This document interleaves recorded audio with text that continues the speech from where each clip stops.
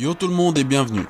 Parlons un peu de la fameuse procédure de destitution de Donald Trump, actuel président des États-Unis d'Amérique. Je vais en parler en fonction des sources que j'ai pu trouver, que vous trouverez d'ailleurs comme d'habitude dans ma description, et sans porter quelconque jugement.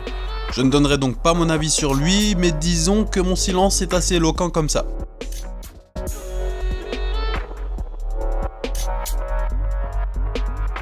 Intéressons-nous un peu au personnage et à cette procédure de destitution.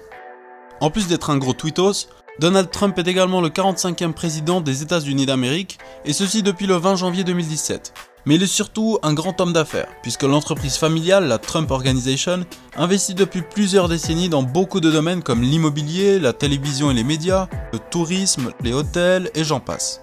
Bon, ça n'a pas empêché la faillite de certains de ces casinos ou hôtels, et je pense notamment au Trump Taj Mahal qui a fermé en octobre 2016.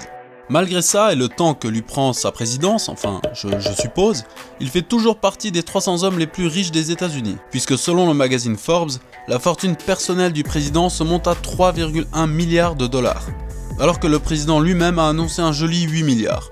Côté politique, malgré le personnage polémique qu'on connaît tous à travers les médias, il est très compliqué de le classer dans une catégorie précise, puisque durant sa carrière, il est passé de gauche à droite en passant par le centre, avant de redevenir républicain et de s'opposer à Barack Obama.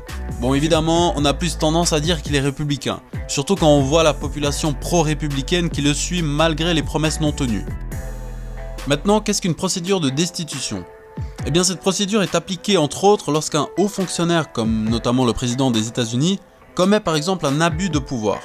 Alors évidemment, on ne vire pas comme ça un haut fonctionnaire. Il faut d'abord passer par la commission de la Chambre des représentants qui doit établir des actes d'accusation, puis ça doit être voté à la majorité.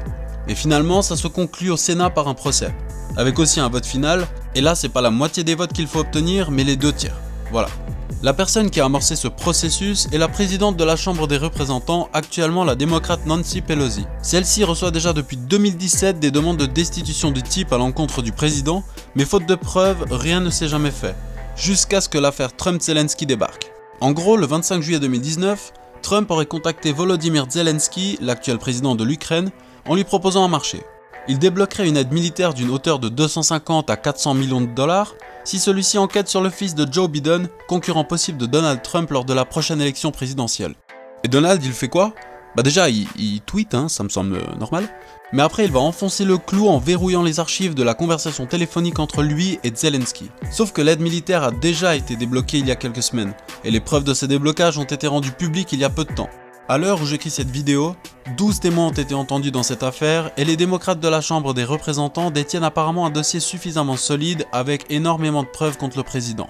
Mais il y a un mais. La Chambre des représentants n'est pas seulement composée de démocrates, mais aussi de républicains qui soutiennent fermement l'opinion de Trump. Pire, le Sénat, qui aura donc le mot final, est composé en majorité de républicains fans de la politique de Donald Trump. Cette affaire a bien évidemment fait le tour du monde, déjà parce qu'on voit rarement un président se faire renvoyer de son poste, mais aussi parce que cela fait déjà un moment qu'on lui reproche des trucs.